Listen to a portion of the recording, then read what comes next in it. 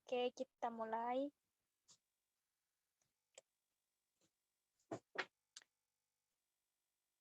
Assalamualaikum warahmatullahi wabarakatuh. Waalaikumsalam warahmatullahi wabarakatuh. Alhamdulillahirabbil alamin. Kita sekarang masih berjumpa lagi meskipun masih tetap berjumpa lewat Zoom karena masih dalam keadaan pandemi. Baik, apa kabar hari ini anak-anak? Baik, Ibu. Alhamdulillah baik. Alhamdulillah. Oke, di kesempatan kali ini, di pertemuan kali ini Ibu akan melaksanakan kegiatan bimbingan klasikal di mana Ibu akan mengambil materi terkait kontrol diri. Nah, sebelum kita melanjutkan lagi ke tahap berikutnya, kegiatan ini kita awali dengan berdoa, akan dipimpin oleh Ibu sendiri. Berdoa menurut kepercayaan masing-masing, dimulai.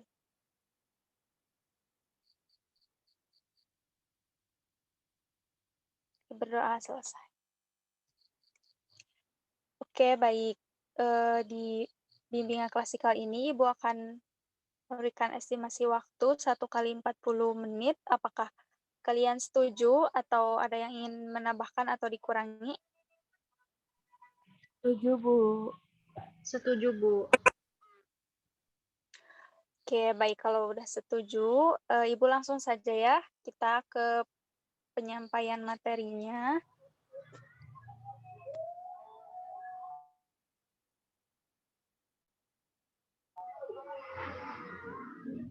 Penyampaian materinya yang pertama, self control atau kontrol diri. Nah, kontrol diri atau self control ini merupakan kemampuan untuk menekan atau untuk mencegah tingkah laku yang menurut kata hati atau semaunya. Kontrol diri ini juga dapat diartikan sebagai tindakan atau perilaku seseorang secara sadar, baik direncanakan atau tidak, untuk mematuhi nilai dan norma sosial yang berlaku. Nah, jadi kontrol diri ini bisa diartikan juga kayak kita tuh menahan hal-hal yang seharusnya kita tuh nggak lakukan gitu. Yang hal-hal yang negatif itu kita kontrol untuk nggak kita lakukan. Oke, selanjutnya. Nah, di sini ada fungsi self control. Yang pertama ada membatasi perhatian individu pada orang lain. Membatasi perhatian individu pada orang lain ini artinya di mana kita bisa mengontrol diri, tidak nggak istilahnya mah nggak terlalu kepo gitu sama kehidupan atau tentang orang lain gitu ya. Jadi kita bisa mengontrol diri apa aja sih yang harus kita ketahui tentang orang itu gitu. Jadi nggak terus-terusan mencari tahu dan nantinya jadi kepo gitu ya. Oke, yang kedua yaitu ada membatasi keinginan untuk mengendalikan orang lain di lingkungan. Nah, dengan kita bisa mengontrol diri ini, kita bisa membatasi untuk mengendalikan atau untuk tidak mengatur orang lain mengikuti apa yang kita mau gitu ya. Nah, untuk yang ketiga yaitu membatasi untuk bertingkah laku negatif. Nah, dengan adanya kontrol diri, dengan kita bisa mengontrol diri itu, kita bisa memilih dan membatasi tingkah laku negatif untuk tidak kita lakukan. Nah, yang keempat ada membantu memenuhi kebutuhan hidup secara seimbang. Nah, dengan kita bisa mengontrol diri, kita pun kayak akan memilih hal ini yang harus kita jauhi dan hal ini yang harus kita lakukan. Kayak yang negatif udah kita tinggalkan dan yang positifnya kita ambil seperti itu. Oke, sampai sini apakah kalian paham? Alhamdulillah paham, Bu. Alhamdulillah paham, Bu. Oke, sekarang Ibu lanjutkan ya ke pembahasan selanjutnya. Nah, di sini ada masalah yang timbul ketika tidak mengontrol diri. Yang pertama yaitu menunjukkan rendahnya disiplin. Kalian juga kan suka lihat ya kayak teman-teman kalian gitu di sekolah, suka ada yang kurang disiplin, tidak mematuhi peraturan yang di sekolah, terus kadang ada juga kan yang telat. Nah, dengan kita bisa mengontrol diri itu, kita tuh tahu hal ini tuh sebaiknya kita lakukan, dan yang negatifnya tuh kita kontrol. Kayak, aku mau telat nih." Nah, itu tuh jangan, jadi kita sendiri pun harus bisa mengontrol bahwa itu tuh hal yang tidak boleh kita lakukan. Nah, yang kedua yaitu rendahnya kecakapan untuk menata diri sendiri. Nah, di sini kan ada menata diri sendiri, sudah jelas ya gimana, eee, kontrol diri itu, eee, pengaruhnya terhadap diri kita juga, terhadap bagaimana kita bisa, memberikan hal yang baik-baik agar diri kita sendiri tertata. Nah, yang ketiga yaitu ada lebih banyak dikendalikan oleh kesadaran tidak rasional ya ini harusnya. Nah, lebih banyak dikendalikan oleh kesadaran tidak rasional itu di mana kita susah untuk mengontrol diri, susah untuk, memilih dan memilah hal apa saja yang harus kita terima gitu. Nah, untuk yang keempat yaitu ada dikendalikan oleh kekuatan pihak lain yang tidak sehat. Nah, dengan kita tidak bisa mengontrol diri, kita itu, eee, istilahnya mah gampang terpengaruh sama pihak luar, di mana misalkan ada tuh teman kalian yang ngajak, "Yuk kita, bolos nih," gitu, sekolah atau kabur atau jangan masuk gitu ya. Nah, si kekuatan itu tuh lebih besar dan kalian tuh gak bisa mengontrol diri, maka kalian akan ikut gitu ya, terbawa arus, itu. Untuk yang kelima, yaitu ada lebih banyak dikendalikan oleh pikiran-pikiran orang lain.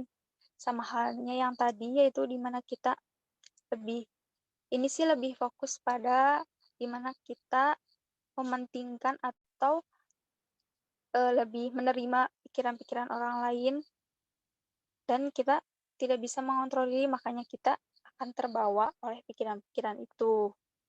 Nah, sampai sini apakah kalian paham? Insya Allah paham, Bu. Oke, Paham, Bu. baik. Selanjutnya,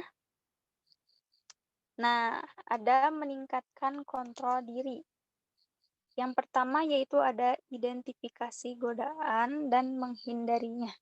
Maksudnya identifikasi godaan dan menghindarinya itu yaitu di mana kita dalam diri kita tuh harus bisa mendorong kalau hal-hal apa saja yang tidak boleh kita lakukan, misalkan ada hal yang negatif gitu, godaan-godaan negatif gitu ya, dari luar, dalam diri kita tuh harus didorong, "Oh, ini tuh gak boleh kita lakukan," dan kita tuh harus bisa menghiraukan gitu ya.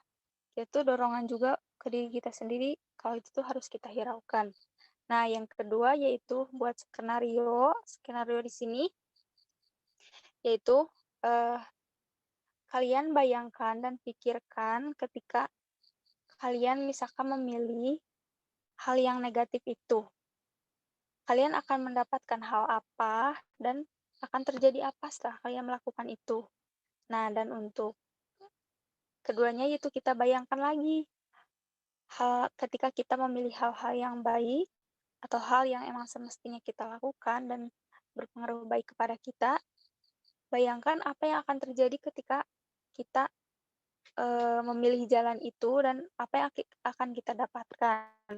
Itu nah, itu pun menjadi salah satu cara untuk meningkatkan kontrol diri kita.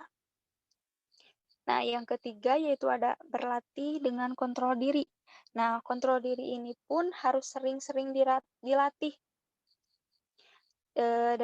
Dimulai dari hal kecil seperti kayak mencontek, itu pun termasuk dari bagaimana kita mengontrol diri, mengontrol ego kita untuk tidak mencontek. Nah, itu harus terus-terusan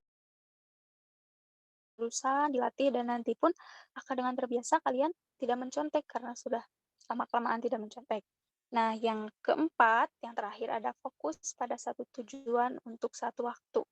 Nah, maksud yang keempat ini yaitu di mana kita membuat resolusi ke depannya kita tuh akan melakukan apa. Nah, kan itu tuh akan menjadi target kalian dan target itu pun harus dilaksanakan. Nah, kontrol diri kalian agar kalian tuh tetap menjalankan target itu. Nah, cukup sekian dari Ibu. Apakah kalian sudah paham? Alhamdulillah paham, Bu. Alhamdulillah paham, Bu. Oke, baik. Sekarang Ibu akan bertanya dulu boleh salah satu orang saja yang menjawabnya. Setelah Ibu menjelaskan tadi, apakah kalian sudah bisa mengontrol diri kalian sendiri untuk memilah dan memilih hal apa yang harus kalian terima? Boleh sok siapa saja. Izin ya, Bu. Saya untuk diri saya pribadi belum bisa mengontrol diri. Jadi untuk saya untuk diri saya pribadi, saya belum bisa mengontrol diri, terutama dalam emosional. Tapi untuk saat ini, insya Allah ke depannya, ketika Ibu sudah membahas ini, saya berusaha untuk menyeimbangkan emosional saya. Sekian, Bu. Oke, baik. Terima kasih, April, atas jawabannya. Nah, oke. Semoga setelah Ibu menjelaskan ini, untuk kalian yang belum bisa mengontrol diri lagi untuk kedepannya ya. Nah, Ibu meminta lagi untuk satu orang lagi untuk menjelaskan kesimpulan apa saja yang kalian dapat dari kegiatan kali ini. Selain April ya.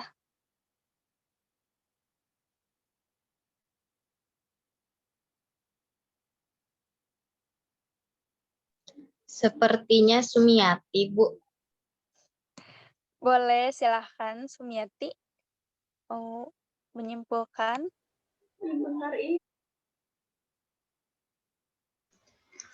Saya, Bu, mau mencoba untuk menyimpulkan dari yang Ibu paparkan. Boleh, silahkan. Ya, jadi ya Bu, yang saya ketahui gitu Bu, dari yang Ibu paparkan tadi bahwa self control itu tuh merupakan kemampuan untuk menekankan atau untuk mencegah tingkah laku yang menurut kata hati atau semuanya. Nah, terus juga yang sudah Ibu sampaikan juga bahwa self control itu mempunyai fungsi. Nah, salah satu fungsinya itu membatasi perhatian individu pada orang lain. Mungkin kurang lebihnya seperti itu, Bu. Terima kasih. Oke, baik. Terima kasih kepada Zulfa dan April yang sudah menjawab dan sudah menyimpulkan. Baik, karena sekarang waktunya sudah habis, maka untuk bimbingan klasikal kali ini Ibu akhiri. Terima kasih kepada anak-anak yang sudah hadir dalam kegiatan kali ini. Semoga kalian tetap sehat dan bisa mengambil ilmunya dari kegiatan kali ini. Assalamualaikum warahmatullahi wabarakatuh. Terima kasih. Waalaikumsalam warahmatullahi wabarakatuh. Terima kasih. Mana?